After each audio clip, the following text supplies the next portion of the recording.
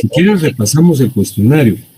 La primera pregunta es: ¿qué diferencia existe entre derecho sustantivo y derecho adjetivo? El derecho sustantivo es el que enuncia derechos y obligaciones. El derecho adjetivo es el que dinamiza esos derechos y obligaciones. La segunda, ¿qué fue la politeia de la antigua Grecia? Fue una formulación de Aristóteles que se considera como una constitución material de la Edad Antigua. ¿En qué consistió el edicto del Homine Libero Exhibendo?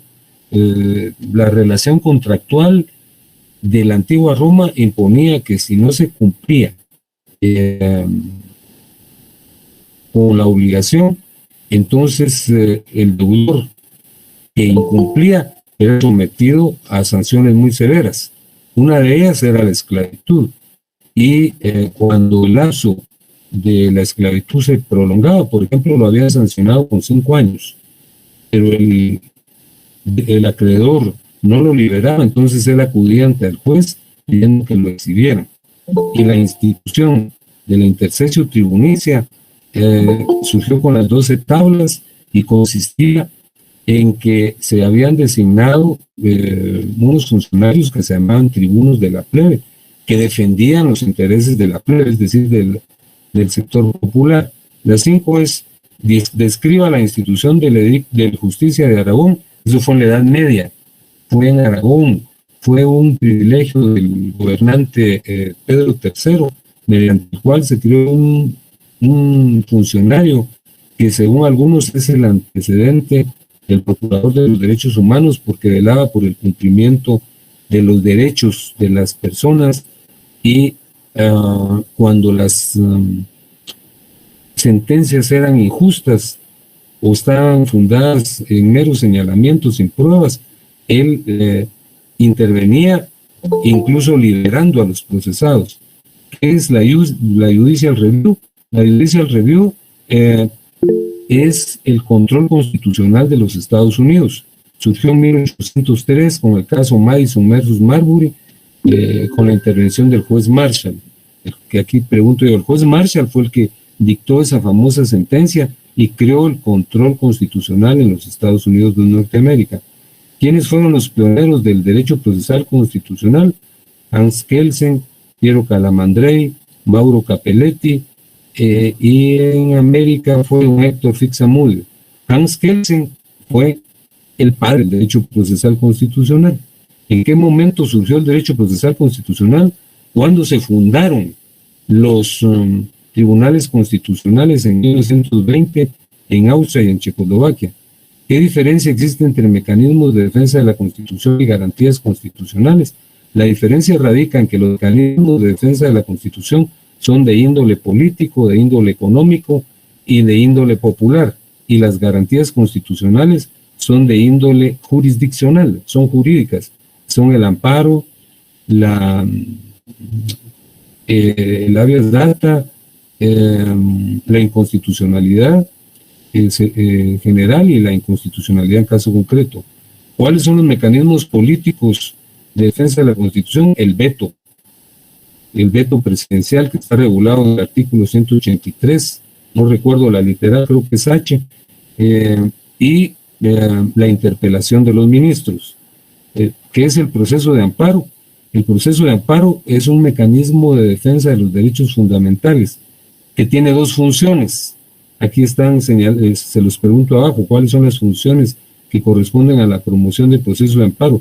Tiene una función previsora, y es cuando hay una amenaza de violación de los derechos fundamentales, pero también tiene una función restauradora cuando la lesión ya se ha producido. Entonces se restauran los derechos.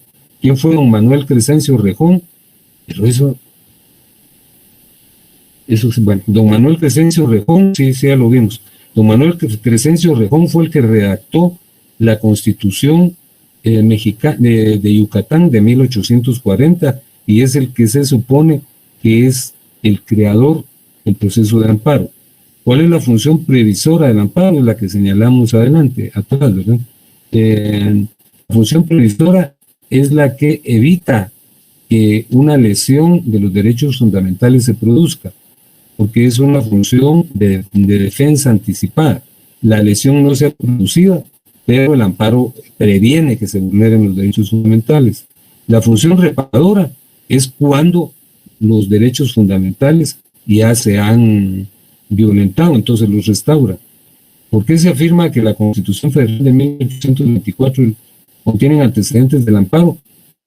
Contienen antecedentes, eso les expliqué, que después de la independencia nos integramos en un sistema federal. Centroamérica era una república federal, era un sistema parecido al de los Estados Unidos, ¿verdad? Se llamaba la República Federal de Centroamérica y estaba constituida por 5 estados: Guatemala, El Salvador, Honduras, Nicaragua y Costa Rica. Entonces se emitió una constitución federal que regía a toda Centroamérica, así como en los Estados Unidos también hay una constitución federal, pero cada estado tenía su propia constitución, y la de Guatemala se emitió en 1825. Entonces los antecedentes del amparo en este caso serían a normas que sujetaban a los funcionarios al respeto de la Constitución, y se reguló en torno a la libertad, que era atropellada por lo que en esa época se llamaba justicia criminal. ¿Qué relación tiene? Esta es la pregunta que me decía Ari. Fíjense que esto lo vimos hasta el día lunes, cuando surgió el amparo en Guatemala. El amparo en Guatemala se supone que surgió con la 5ª reforma de la Constitución de 1879. Sí me está escuchando, ¿verdad? Sí, licenciado, sí. Entonces, fíjense que sobre esto no solo voy a hacer una evocación, sino lo voy a señalar con mayor pausa. Eso lo vimos el día lunes. Fíjense que cuando se produjo la Revolución Liberal, la de 1871, cuando se derrocó a Rafael Cardera, se emitió una constitución durante el gobierno de Barrios, que es la Constitución de 1879. Esa constitución sufrió muchas reformas, pero para efectos de nuestra clase, las más importantes son la 5ª y la 6ª. En 1879 apareció el amparo en la Constitución reformada. Entonces algunos afirman que ese es el momento en que surgió el amparo, pero lo que ocurre es que hubo un golpe de Estado, como los que han pasado aquí todo el tiempo. El presidente era don Carlos Herrera y lo depuso un militar, ¿verdad? Y la reforma quedó sin efecto. Entonces, lógicamente había surgido el amparo, pero quedó sin efecto. El amparo surgió hasta la 6ª reforma de la Constitución de 1879, que fue en 1928, aquí les puse otra vez en 1921, pero fue en 1928. Entonces, no sé si está claro eso, Ari, o quiere que lo expongamos nuevamente. No, sí está bien, licenciado, está claro. Entonces, para pues quedar claro en la pregunta esta, que en la 6ª reforma fue donde surgió Ahí es. Así es. En la 5ª había aparecido, pero fue el general Orellana, ese que aparece en los billetes. Ese fue el que depuso a don Carlos Herrera. Entonces ahí se había incluido el amparo en la 5ª reforma, pero como quedó sin efecto, ¿verdad? Entonces es hasta la 6ª reforma, en 1928. ¿A quién se considera el padre del derecho constitucional? A Franz Kelsen. ¿En qué consistió la institución de la justicia de Aragón? Se los acabo de explicar, pero se los digo nuevamente. En la Edad Media, en Aragón, España, gracias a un privilegio otorgado por Pedro III, se constituyó la institución de justicia de Aragón, que hace unos minutos les decía que se supone que era el antecedente del Procurador de los Derechos Humanos, porque velaba que la justicia fuera equilibrada y objetiva, ¿verdad? Entonces, había casos en los que incluso se habían sancionado a personas con la pena de muerte de manera infundada. Entonces intervenía la justicia de Aragón y lo liberaba, ¿verdad? ¿Cuáles fueron los antecedentes del amparo en Atenas? Eso se los expliqué también. Aquí están abajo. Los nomotetes, la asamblea y el aerópago. Entonces aquí les pido que lo expliquen, porque eso sí lo vimos la semana pasada, lo vimos en 2 fechas, lo vimos el lunes de la semana pasada. ¿Cuál es la naturaleza del derecho procesal constitucional? ¿En dónde se ubica? Eso está en la tercera clase. Para algunos, el derecho procesal constitucional está dentro del derecho procesal. Para otros está dentro del derecho constitucional. Para unos terceros es una rama ecléctica. Pero realmente el derecho procesal constitucional es una rama autónoma. Esa es la respuesta, ¿verdad?